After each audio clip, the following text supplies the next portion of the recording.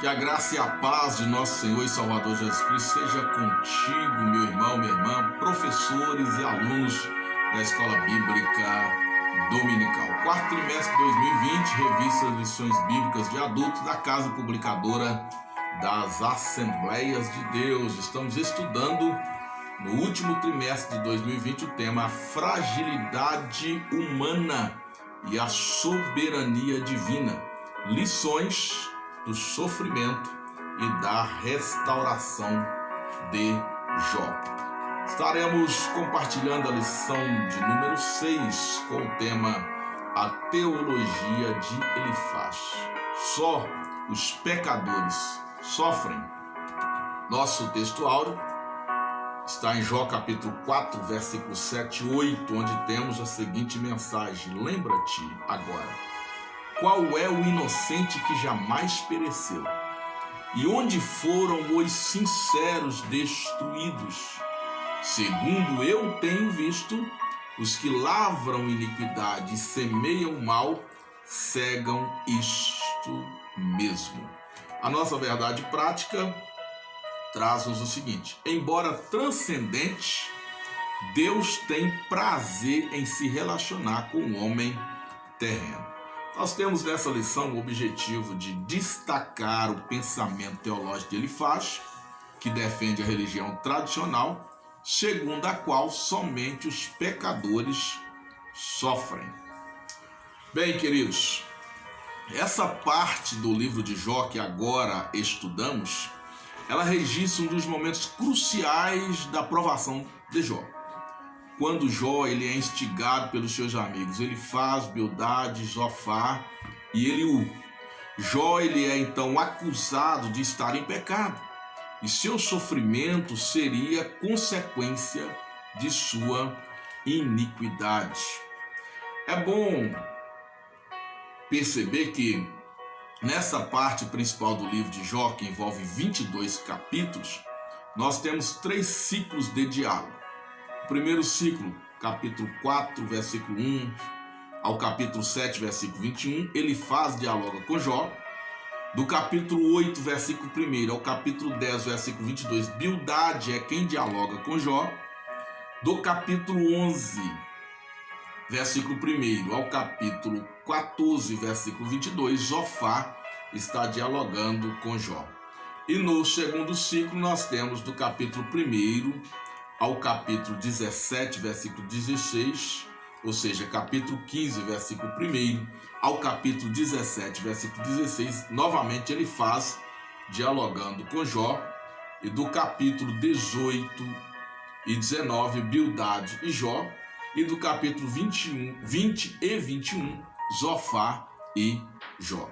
No terceiro ciclo de diálogo, nós temos o capítulo 22 com Elifaz, capítulo 23 de 1 a 24 e 25, mais uma vez, Bildade. Nessa lição, nos ateremos ao discurso de Elifaz, que defende a justiça retributiva, segundo a qual somente os pecadores sofrem. Os justos, eles não passam por provações, segundo essa tese teológica desenvolvida nesse livro por Elifaz. Para esse conselheiro, Jó ele teria pecado gravemente contra Deus e por isso estava sofrendo. Como Bildade, ou seja, Elifaz, ele acusa Jó então de estar em iniquidade, porque segundo essa teoria ou esse dogma ou essa ortodoxia, somente os pecadores eram castigados ou entravam em sofrimento. Vamos ver como Jó então responde a essas acusações de Elifaz. Bem, o primeiro tópico da nossa lição diz: os pecadores no contexto da justiça retributiva. E nós temos já o ponto 1 dizendo a lei da semeadura e da colheita. Os versículos 7, 8 e 9 do capítulo 4 de Jó trazem para nós a revelação do pensamento de Elifaz. Diz-nos o texto: lembra-te agora qual é o inocente que jamais pereceu e onde foram os sinceros destruídos. Segundo eu tenho visto, Os que lavram iniquidade e semeiam mal, cegam o mesmo. Com o hálito de Deus perece, com o sopro da sua ira se consome.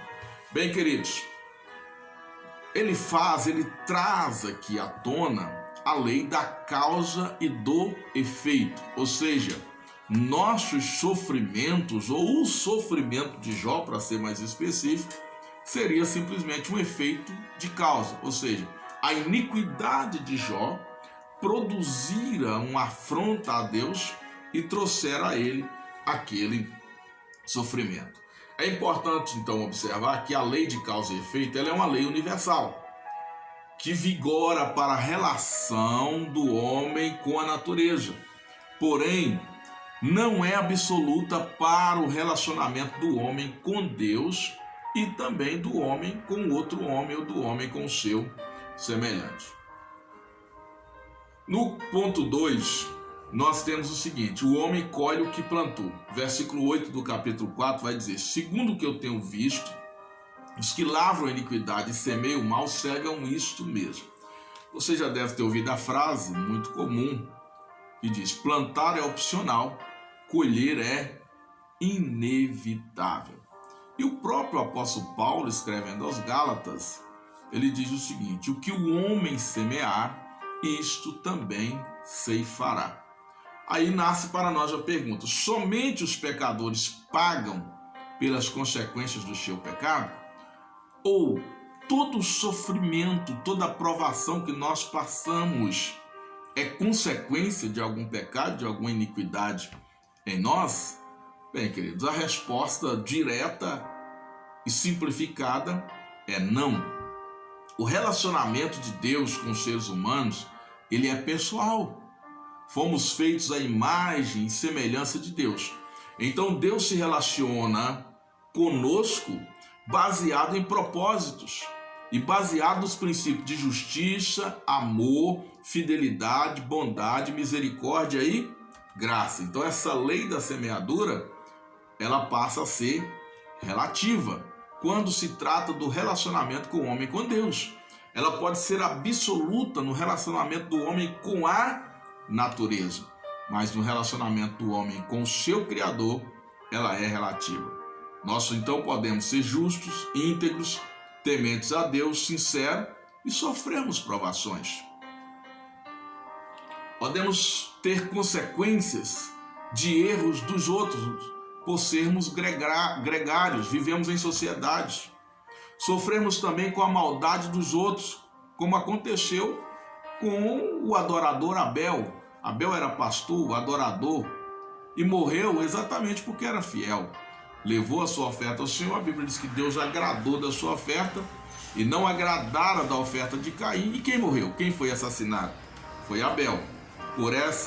Pelo princípio teológico de Elifaz, deveria ser o contrário. Caim deveria ter sido assassinado e não Abel. Vemos então que os princípios da religião tradicional ensinada nesse livro por Elifaz não são os princípios de Deus no relacionamento com o homem. Nem sempre o homem colhe o que plantou. Essa lei ela é relativa, não é absoluta. Repito, os atributos de graça e misericórdia de Deus podem alterar a aplicação da lei de causa e efeito. Bem, nós temos no terceiro ponto a queixa de Jó. A teologia de Elifaz ela impõe a lei de causa e efeito. Porém, Jó ele vai rechaçar essa teoria, pois ele tem consciência de sua sinceridade. O caso de Jó é específico e essa teoria não se aplicaria ao seu caso. Jó ele argumenta aqui em forma poética, né?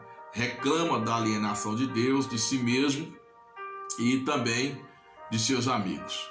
E Jó se subroga no direito de reclamar, ou melhor, de se defender, pois está no ponto de estresse. E certamente calar agora lhe faria sucumbir. Imagine você no cume da provação, no ponto máximo, onde a sua resistência está praticamente toda minada. E você agora sendo acusado de estar em iniquidade, estar em pecado, e de que aquele sofrimento ter sido um castigo de Deus por causa dos seus pecados. Jó tinha certeza da sua fidelidade.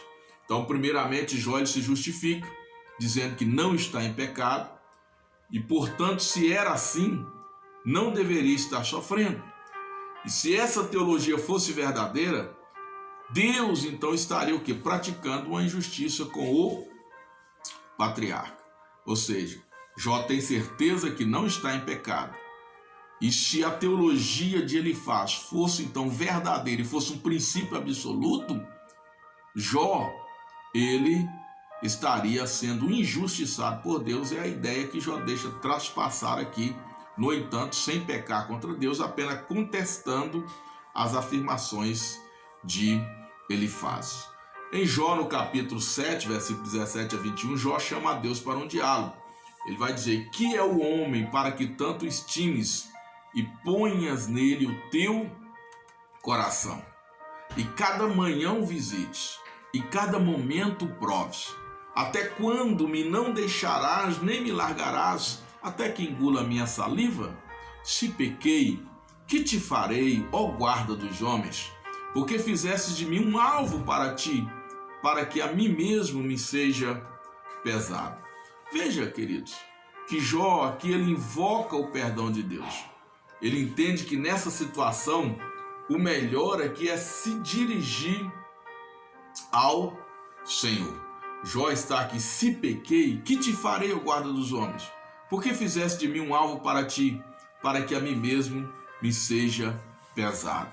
Jó está aqui invocando, o perdão do Senhor, o perdão de Deus, e não blasfemando ou pecando contra Deus, mas rechaçando a teologia de Elifaz e criando um caminho, uma nova linha do seu relacionamento para com Deus, entendendo que buscar a Deus é a melhor coisa neste momento. Ao invés de absolver as palavras de Elifaz e as acusações que Elifaz que está ali fazendo, ele vai buscar de Deus uma resposta para aquela situação. O segundo tópico da nossa lição diz: os pecadores no contexto da tradição religiosa. E o ponto 1 desse tópico diz: ortodoxia engessada. Em Jó, no capítulo 15, no versículo 1 a 35, ele vai agora demonstrar preocupação com a contestação de Jó. Pois se Jó estiver certo, as tradições religiosas aplicadas por Elifaz, elas estariam erradas, estariam equivocadas. A tradição religiosa que Elifaz ensina, ela era baseada num relacionamento de troca, ensinando que os bons prosperam e os maus sofrem. Elifaz ele vai apelar fortemente para a tradição, inclusive vai confrontar Jó dizendo que Jó não era o homem mais velho do mundo. Jó não era a pessoa mais sábia do mundo, porque haviam pessoas mais velhas do que ele.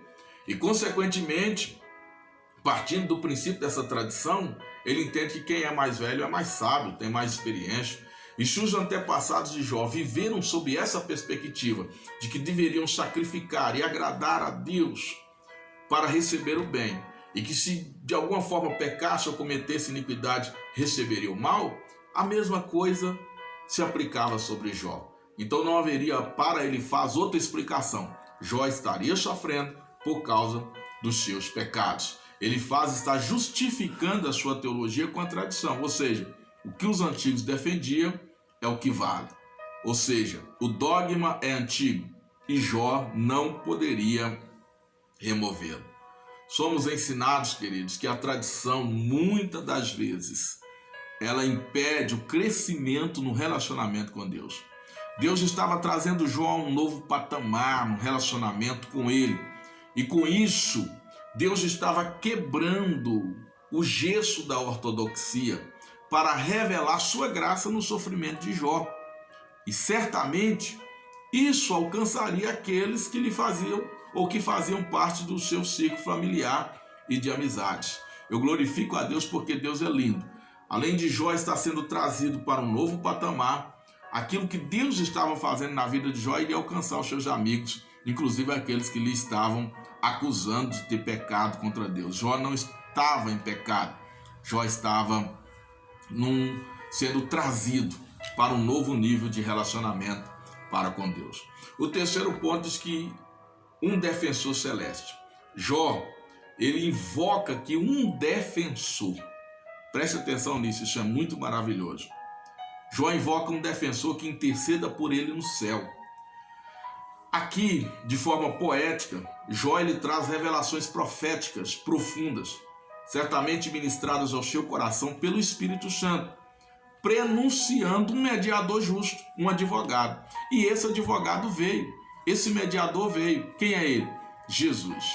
Se você ler o capítulo 9 do versículo de Jó, você vai encontrar essa batalha de Jó, onde Jó clama dizendo: Deus, desça aqui, ou coloque um juiz entre nós, alguém entre nós dois para esclarecer, para julgar esta causa, para defender o homem diante de ti.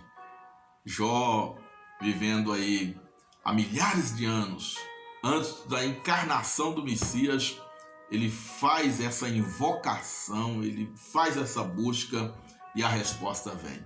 1 João capítulo 2, versículo 1 diz: Meus filhinhos, estas coisas vos escrevo para que não pequeis. Mas se alguém pecar, temos um advogado para com o Pai, Jesus Cristo, o justo. Isso é maravilhoso. Glória a Deus. O terceiro tópico da nossa lição diz: os pecadores diante de um Deus infinito. O ponto 1 diz: Deus não se importa com quimeras humanas. No capítulo 22, ele apela para a transcendência divina. Ele afirma que Deus não precisa se importar com homem algum, que os argumentos de Jó serviriam apenas para acentuar sua culpa. Ou seja, Jó havia pecado, segundo ele faz, e por isso Deus havia abandonado Jó. Ou seja, Deus não estava mais nem ouvindo Jó, nem escutando, não estava ligando, porque Jó era um alienado, estava em pecado, e Deus não queria saber de Jó, porque Deus é tão grande, ele é tão transcendente, que ele não precisa se importar com essa oscilação humana, com essas coisas, com essa diversidade do ser humano. E principalmente porque o ser humano muitas das vezes está mergulhado nos seus pecados, então Deus simplesmente estaria longe desse ser humano, e Deus então, segundo ele faz, estaria longe de Jó, teria abandonado Jó e não queria mais estar perto de Jó, contemplando Jó por causa da sua iniquidade. Ou seja, ele tenta acentuar a culpa na mente de Jó. Com esse ponto de vista teológico, ele está afirmando que, apesar da transcendência de Deus, ele não se importa muito com o que acontece aqui na terra, e em especial com pecadores como Jó, e que Jó deveria se arrepender de seus pecados. Pensamos, queridos, que a partir desse pensamento ele faz, é que nasce o teísmo, né? Onde as pessoas dizem: Deus existe, Deus criou, mas Deus não está interessado nas coisas dos homens. Ele tenta colocar isso na mente de Jó. Nós temos aqui então o ponto crucial do discurso que ele faz, pois em defesa de sua teologia, ele ataca Jó e usa Deus para impor uma condenação sobre Jó, condicionando Deus à religião tradicional, afirmando que Deus havia abandonado Jó por causa dos seus pecados. E isso não era verdade sobre Deus. Deus sempre está perto e não abandona os seus.